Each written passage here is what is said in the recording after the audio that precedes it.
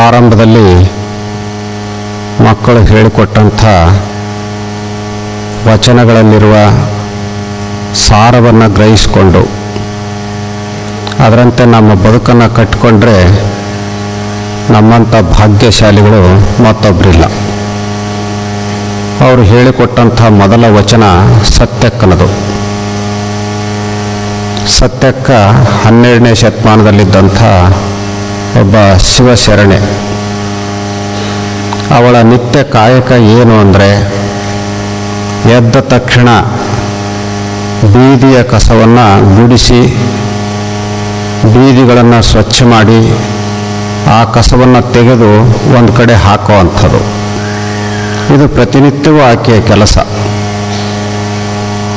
ಅಂಥ ಸಂದರ್ಭದಲ್ಲಿ ಅವಳೊಂದು ಶಪಥ ಮಾಡ್ತಾಳೆ. ಏನು ಆ ಶಪಥ? ದಾರಿಯಲ್ಲಿ ಏನಾದರೂ ಬಿದ್ದಿದ್ರೆ, ಅದು ವಸ್ತು ಆಗಿರ್ಬೋದು, ಚಿನ್ನ ಆಗಿರ್ಬೋದು, ಹಣ ಆಗಿರ್ಬೋದು, ಅವುಗಳನ್ನು ನಾನು ಕಣ್ಣು ಬಿಟ್ಟು ನೋಡೋದಿಲ್ಲ, ಕೈ ಹಾಕಿ ಎತ್ತೋದಿಲ್ಲ. ಅದು ಒಂದು ಕಸ ಅಂತ ಹೇಳಿ ಗುಡಿಸಿ ಹಾಕ್ತೇನೆ. ಆ ತಾಯಿಯ ಸಂಕಲ್ಪವನ್ನು ಗಮನಿಸಬೇಕು. ಇನ್ನೊಬ್ಬರ ವಸ್ತುಗಳನ್ನು ಮುಟ್ಟಬಾರದು, ಇನ್ನೊಬ್ಬರ ವಸ್ತುಗಳ ಮೇಲೆ ಆಸೆ ಪಡಬಾರದು. ನನ್ನ ಕಾಯಕದಿಂದ ನಾನು ಜೀವನವನ್ನು ನಡೆಸಬೇಕು. ಅಷ್ಟೇ ಅಲ್ಲ, ನನ್ನ ಕಾಯಕಕ್ಕೆ ಎಂದೂ ಕೂಡ ಚ್ಯುತಿಯನ್ನು ತಂದುಕೊಳ್ಳಬಾರದು. ಬಹುಶಃ ಈ ಸತ್ಯಕ್ಕನ ಆದರ್ಶ ಇವತ್ತಿನ ನಾಡಿನ ನೇತಾರರಿಗೆ, ಮಠಾಧಿಪತಿಗಳಿಗೆ, ಅಧಿಕಾರಿಗಳಿಗೆ, ವಿದ್ಯಾರ್ಥಿಗಳಿಗೆ, ಸಾರ್ವಜನಿಕರಿಗೆ ಬಂದಲ್ಲಿ ಈ ನಾಡಿನಲ್ಲಿ ಭ್ರಷ್ಟತೆ ಇರೋದಿಲ್ಲ, ಸಂಗ್ರಹ ಬುದ್ಧಿ ಇರೋದಿಲ್ಲ, ಇನ್ನೊಬ್ಬರ ವಸ್ತುಗಳನ್ನು ಅಪಹರಿಸುವಂಥ ದುರಾಸೆ ಇರೋದಿಲ್ಲ. ನಾಡು ಸಮೃದ್ಧಿಯಾಗುತ್ತೆ, ಎಲ್ಲೆಡೆ ಬೆಳಕು ಚೆಲ್ಲುತ್ತೆ. ಆ ನಿಟ್ಟಿನಲ್ಲಿ ನಾವು ಮಾಡಬೇಕಾಗಿರೋದು, ಲೋಕ ಏನಾಗಿದೆಯೋ ಅದರ ಬಗ್ಗೆ ಚಿಂತನೆ ಮಾಡೋದು ಬೇಡ. ಕೊನೆಯ ಪಕ್ಷ ನಾವು ಆ ಸತ್ಯಕ್ಕನ ವಚನವನ್ನು ಗಮನದಲ್ಲಿರಿಸಿಕೊಂಡು ಅವಳ ಹಾಗೆ ನಿತ್ಯವೂ ನಮ್ಮ ಕೆಲಸ ಕಾರ್ಯಗಳನ್ನು ಮಾಡುವಂಥದ್ದು. ಆಕೆ ಹೇಗೆ ಬೆಳಗ್ಗೆ ಎದ್ದ ತಕ್ಷಣ ಇಡೀ ಬೀದಿಯ ಕಸವನ್ನು ಗುಡಿಸಿ ಶುಚಿಗೊಳಿಸ್ತಾ ಇದ್ಲೋ, ಹಾಗೆ ನಾವು ನಮ್ಮ ಆವರಣವನ್ನು ಶುಚಿಗೊಳಿಸಿಕೊಳ್ಳುವಂಥದ್ದು, ನಮ್ಮ ವಸತಿ ಗೃಹಗಳನ್ನು ಶುಚಿಗೊಳಿಸಿಕೊಳ್ಳುವಂಥದ್ದು, ನಮ್ಮ ಶೌಚಾಲಯಗಳನ್ನು ಶುಚಿಗೊಳಿಸಿಕೊಳ್ಳುವಂಥದ್ದು. ಇನ್ನು ಎರಡನೇದು, ಅವಳು ಅಲ್ಲಿ ಯಾವುದೇ ಒಂದು ವಸ್ತು ಬೇರೆಯವ್ರದ್ದು ಬಿದ್ದಿದ್ರೆ ನಾನು ಕೈ ಹಾಕಿ ಎತ್ತೋದಿಲ್ಲ, ಕಣ್ಣು ಬಿಟ್ಟು ನೋಡೋದಿಲ್ಲ ಅನ್ನೋ ಸಂಕಲ್ಪ ಮಾಡ್ತಾಳೆ. ನೀವು ಅದನ್ನು ನೋಡದೇ ಇರ್ಲಿಕ್ಕೆ ಸಾಧ್ಯ ಇಲ್ಲ, ಕೈ ಹಾಕಿ ಎತ್ತದೇ ಇರ್ಲಿಕ್ಕೆ ಸಾಧ್ಯ ಇಲ್ಲ. ಅಂಥ ಏನಾದರೂ ವಸ್ತುಗಳು, ಒಡವೆಗಳು, ಹಣವೋ ನಿಮ್ಮ ಕಣ್ಣಿಗೆ ಬಿದ್ದರೆ ಅವುಗಳನ್ನು ಎತ್ತಿ ನಿಮ್ಮ ಮುಖ್ಯಸ್ಥರಿಗೆ ಕೊಡುವಂಥ ಮನಸ್ಸನ್ನು ಬೆಳೆಸ್ಕೊಳ್ಬೇಕು. ಇಲ್ಲಿ ಯಾರದೋ ಒಂದು ಕೀ ಚೈನ್ ಬಿದ್ದಿದೆ, ಇನ್ನಾರದೋ ಒಂದು ಪೆನ್ ಬಿದ್ದಿದೆ, ಇನ್ನಾರದೋ ಒಂದು 10 ರೂಪಾಯಿ ಬಿದ್ದಿದೆ, ಇದು ನನ್ನದಲ್ಲ ಅನ್ನುವಂಥ ಎಚ್ಚರ ನನಗಿದ್ದಾಗ ಅದನ್ನು ಎತ್ತಿ ನಾನು ಮುಖ್ಯಸ್ಥರ ಕಡೆಗೆ ಕೊಟ್ಟರೆ ಬಹುಶಃ ನಾವೇ ಸತ್ಯಕ್ಕ ಆಗ್ತೀವಿ, ನಾವೇ ಬಸವಣ್ಣ ಆಗ್ತೀವಿ, ನಾವೇ ಅಕ್ಕ ಮಹಾದೇವಿ ಆಗ್ತೀವಿ. ಅಕ್ಕ, ಅಲ್ಲಮ್ಮ, ಬಸವಣ್ಣ, ಸತ್ಯಕ್ಕ 12ನೇ ಶತಮಾನದಲ್ಲಿ ಇದ್ದರೂ ಇವತ್ತು ಇಲ್ಲ ಅಂತಲ್ಲ. ಅವರ ಆದರ್ಶಗಳನ್ನು ನಾವು ಇವತ್ತು ಮುಂದುವರಿಸಿದರೆ ನಾವು ಕೂಡ ಅಕ್ಕ ಮಹಾದೇವಿ ಆಗ್ತೀವಿ, ಅಣ್ಣ ಬಸವಣ್ಣ ಆಗ್ತೀವಿ, ಅಲ್ಲಮ್ಮ ಪ್ರಭು ಆಗ್ತೀವಿ, ಸತ್ಯಕ್ಕ ಆಗ್ತೀವಿ. ಈ ಕಡೆಗೆ ನಮ್ಮ ವಿದ್ಯಾರ್ಥಿಗಳು, ಸಾರ್ವಜನಿಕರು ಗಮನ ಹರಿಸಬೇಕು. ಆ ಸತ್ಯಕ್ಕನೇ ಹೇಳುವಂಥ ವಚನ, ಅರ್ಚನೆ ಪೂಜನೆ ನೇಮವಲ್ಲ. ನಾವು ಅನೇಕ ನಿಯಮಗಳನ್ನು ಹಾಕ್ಕೊಳ್ತೀವಿ ಪೂಜೆ ಮಾಡುವಾಗ. ಅದಕ್ಕೆ ರುದ್ರಾಭಿಷೇಕ ಮಾಡಬೇಕು, ಇಂತಿಂಥ ಪದಾರ್ಥಗಳು ಬೇಕು, ಅದಕ್ಕೆ ಇಷ್ಟು ಖರ್ಚಾಗುತ್ತೆ, ಪುರೋಹಿತರು ಬರಬೇಕು. ಸತ್ಯಕ್ಕ ಅದನ್ನು ಹೇಳೋದಿಲ್ಲ. ಪರಧನ ಪರಸ್ತ್ರೀ ಪರದೈವಂಗಳ ಬಯಸದಿಪ್ಪುದೇ ಆ ಪೂಜೆ, ಆ ಅರ್ಚನೆ ಅಂತ ಹೇಳ್ತಾಳೆ. ನೋಡಿ ಎಷ್ಟು ಚೆನ್ನಾಗಿ ಶರಣರು ಆಲೋಚನೆ ಮಾಡ್ತಾರೆ. ನೀನು ದೇವ್ರ ಮಂಗಳಾರತಿ ಮಾಡಿಸ್ಬೇಕು ಅಂತ ಹೇಳಿ ಇನ್ನೊಬ್ರದ್ದು ಯಾರ್ದೋ ಗಂಟು ಅಪಹರಿಸಿ ಮಂಗಳಾರತಿ ಮಾಡಿದರೆ ದೇವರು ಒಲಿಯೋದಿಲ್ಲ.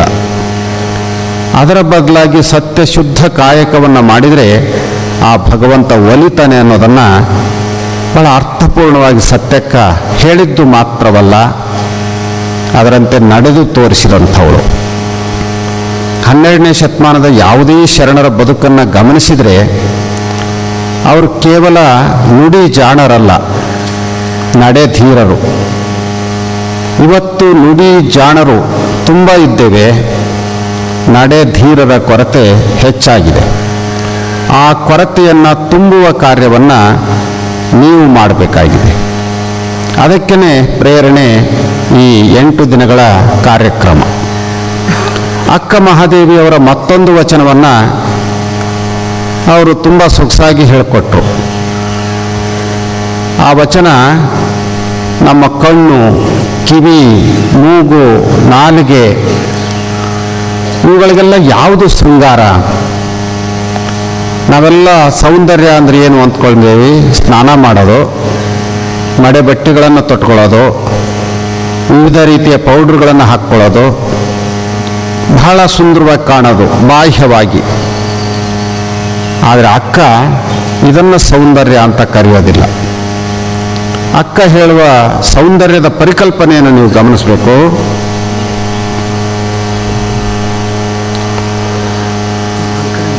ಕಣ್ಣಿಗೆ ಶೃಂಗಾರ ಗುರು ಹಿರಿಯರ ನೋಡುವುದು. ಕಣ್ಣುಗಳಿಗೆ ಯಾವಪ್ಪ ಸೌಂದರ್ಯ ಅಂತಂದರೆ, ಯಾರು ಹಿರಿಯರಿದ್ದಾರೋ, ಯಾರು ಗುರುಗಳಿದ್ದಾರೋ, ಯಾರು ಅನುಭಾವಿಗಳಿದ್ದಾರೋ ಅವರನ್ನು ನೋಡಿದ್ರೆ ಸಾಕಂತೆ.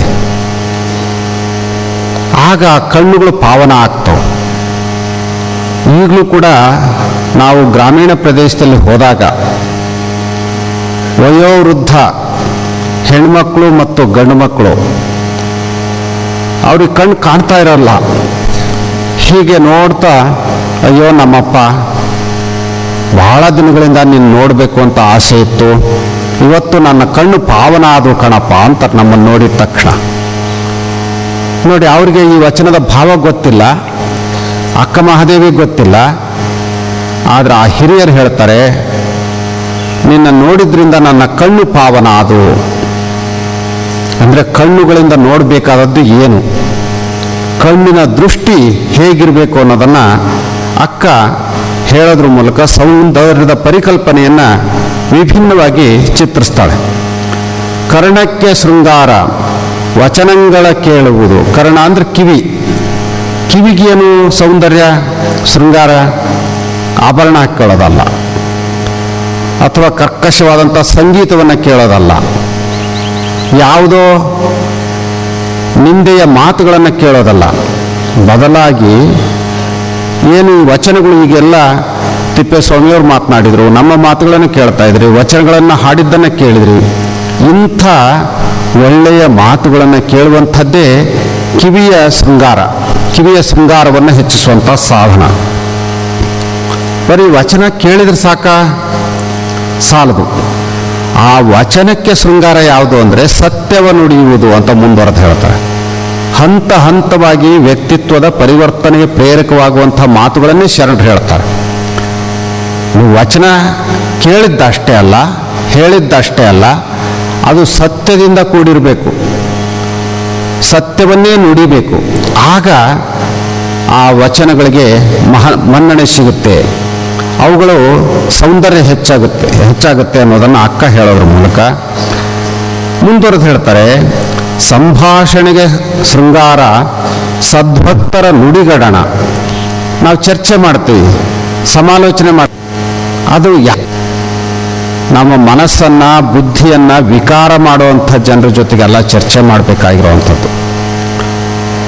ಅನುಭಾವಿಗಳ ಜೊತೆ ನೀವು ಸರಸ ಸಂಭಾಷಣೆಯನ್ನು ಮಾಡಿದರೆ ನಿಮ್ಮ ಬದುಕಿಗೆ ಒಂದು ಹೊಸ ಬೆಳಕು ಸಿಗ್ಲಿಕ್ಕೆ ಸಾಧ್ಯ ಆಗುತ್ತೆ. ಹಾಗಾಗಿನೇ ಒಂದು ಗಾದೆ ಮಾತನ್ನು ನೀವು ಕೇಳಿರಬೇಕು, ಸಗಣಿಯವನೊಡನೆ ಸರಸವಾಡುವುದಕ್ಕಿಂತ ಗಂಧದವನೊಡನೆ ಗುದ್ದಾಡುವುದು ಲೇಸು. ಸಗಣಿಯವನು ಅಂತಂದರೆ ಕೆಟ್ಟ ಮನುಷ್ಯ ಅಂತ. ಸಗಣಿ ಜೊತೆಗೆ ಗುದ್ದಾಡಿದ್ರೆ ಏನಾಗ್ತತಿ? ಮೈ ತುಂಬ ಆ ಸಗಣಿ ಲೇಪಿಸ್ಕೊಂಡು ದುರ್ವಾಸನೆ ಆಗುತ್ತೆ. ಅದೇ ಒಳ್ಳೆಯವ್ರ ಜೊತೆಗೆ, ಅವರು ಶ್ರೀಗಂಧ ಇದ್ದ ಹಾಗೆ, ಅವ್ರ ಜೊತೆ ನೀವು ಜಗಳ ಆಡಿದರೆ, ಜಗಳ ಆಡಿದ ಪರಿಣಾಮವಾಗಿ ನಮ್ಮ ಶರೀರಕ್ಕೂ ಕೂಡ ಆ ಶ್ರೀಗಂಧ ಅಂಟ್ಕೊಳ್ಳುತ್ತೆ, ಸುವಾಸನೆ ಹೆಚ್ಚಾಗುತ್ತೆ. ನೋಡಿ ಎಷ್ಟು ಚೆನ್ನಾಗಿ ಅವರು ಆಲೋಚನೆ ಮಾಡ್ತಾರೆ. ನೀವು ಕೆಟ್ಟವರ ಸಹವಾಸದಿಂದ ದೂರ ಇರಬೇಕು, ಒಳ್ಳೆಯವರ ಸಹವಾಸವನ್ನು ಹೆಚ್ಚಿಸ್ಕೊಳ್ಬೇಕು. ಆಗ ಅದೊಂದು ರೀತಿಯ ಸೌಂದರ್ಯವನ್ನು ಹೆಚ್ಚುತ್ತೆ.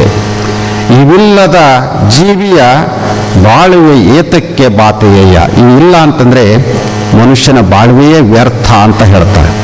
ನೀನು ಒಂದು ರೀತಿಯ ನಾಯಿ ನರಿಯ ಹಾಗೆ ಬದುಕಬೇಕಾಗುತ್ತೆ, ಹಂದಿ ಹದ್ದು ಹಾಗೆ, ಕಾಗಿಯ ಹಾಗೆ ಜೀವನವನ್ನು ನಡೆಸಬೇಕಾಗುತ್ತೆ. ಮನುಷ್ಯ ಹೀಗೆ ಹಂದಿ ಹದ್ದು ಕಾಗೆ ಗೂಗಿಗಳಂತೆ ಜೀವನ ಮಾಡದೆ ಶರಣರ ಹಾಗೆ ಜೀವನವನ್ನು ನಡೆಸಬೇಕು ಅನ್ನೋದನ್ನು ಈ ವಚನಗಳು ನಮಗೆ ತಿಳಿಸ್ಕೊಡ್ತಾವೆ. ಇಂಥ ವಚನಗಳ ಪ್ರಾರ್ಥನೆ ನೀವು ವರ್ಷದುದ್ದಕ್ಕೂ ಮಾಡ್ತೀರಿ. ಅವು ಮತ್ತೆ ಮತ್ತೆ ನಿಮ್ಮಲ್ಲಿ ಸ್ಫೂರ್ತಿಯನ್ನು ತುಂಬುತ್ತಾ ಹೋಗಬೇಕು. ವಚನಗಳನ್ನು ಹೇಳೋದು ಅಷ್ಟೇ ಅಲ್ಲ, ಹೇಳಿದ್ದನ್ನು ಮನನ ಮಾಡಿಕೊಳ್ಬೇಕು, ಅವುಗಳ ಭಾವವನ್ನು ಗ್ರಹಿಸಬೇಕು, ಆಚರಣೆಯಲ್ಲಿ ತರಬೇಕು. ತಿಪ್ಪೇಸ್ವಾಮಿಯವರು ಹೇಳಿದರು, ನೀವು ಕೇವಲ ಶಿವ ಶಿವ ಶಿವ ಅಂತ ಹೇಳಿ ಎಷ್ಟು ಪುಟಗಳನ್ನು ತುಂಬಿಸಿದೆ ಅನ್ನೋದು ಮುಖ್ಯ ಅಲ್ಲ, ಅದನ್ನು ಬರೆಯುವಾಗ ಆ ಶಿವಭಾವ ನಿಮ್ಮಲ್ಲಿ ಅಳವಡಬೇಕು.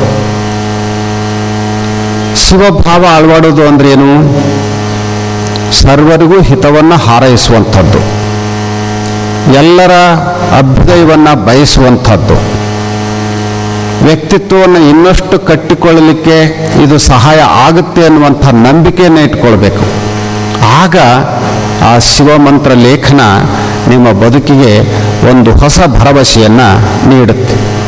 ಇಷ್ಟು ಮಾತುಗಳನ್ನು ಸಾಂಕೇತಿಕವಾಗಿ ಹೇಳಿ ಕಳೆದ 8 ದಿನಗಳಿಂದ ಸುಮಾರು 400-500 ಜನ ವಿದ್ಯಾರ್ಥಿಗಳು ನಿತ್ಯವೂ ಕೂಡ ನಿಮ್ಮ ತರಗತಿಯನ್ನು ಬಿಡದೆ ಇಲ್ಲಿ ಕೆಲಸ ಕಾರ್ಯಗಳನ್ನು ಕೂಡ ನೋಡಿಕೊಂಡು ಎಲ್ಲ ಕಾರ್ಯಕ್ರಮಗಳಲ್ಲಿ ಭಾಗವಹಿಸಿರುವಂಥದ್ದು ನಮಗಂತೂ ತುಂಬ ಸಂತೋಷ. ಈ ಪ್ರಕ್ರಿಯೆ ಸದಾ ಮುಂದುವರಿಬೇಕು. ಆವಾಗ ನಮ್ಮ ಜಾಡ್ಯ ದೂರ ಆಗುತ್ತೆ, ಜಂಗಮತನ ಬರುತ್ತೆ. ಅಂಥ ಜಂಗಮತನವನ್ನು ಮೈಗೂಡಿಸಿಕೊಳ್ಳುವಲ್ಲಿ ಸ್ಥಳೀಯ ಶಾಲೆಗಳ ವಿದ್ಯಾರ್ಥಿಗಳು, ಅಧ್ಯಾಪಕರು, ಇತರ ನೌಕರರು ತುಂಬ ಶ್ರದ್ಧೆಯಿಂದ ದುಡಿದಿದ್ದೀರಿ. ನಿಮ್ಮೆಲ್ಲರಿಗೆ ಶುಭವನ್ನು ಹಾರೈಸಿ ಮಾತುಗಳನ್ನು ಪೂರೈಸ್ತೀವಿ.